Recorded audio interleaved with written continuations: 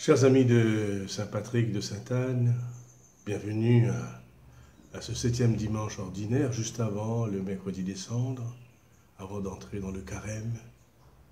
Eh bien, nous avons un des plus grands messages qui existent dans l'Évangile, dans le monde. Jamais on n'a entendu un message pareil.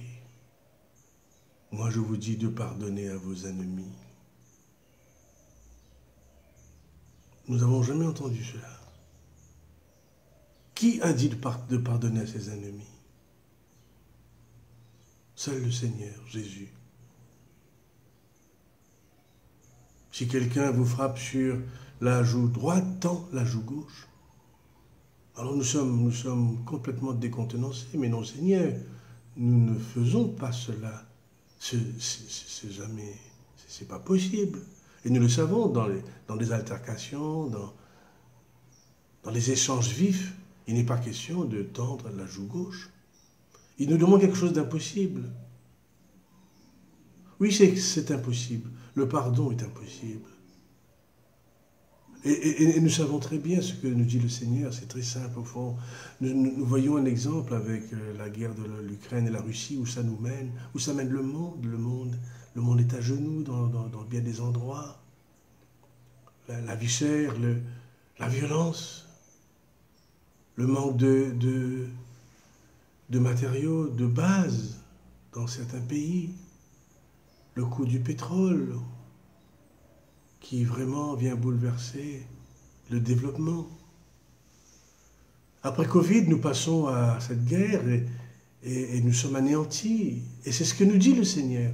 La violence, la mort, mène la mort.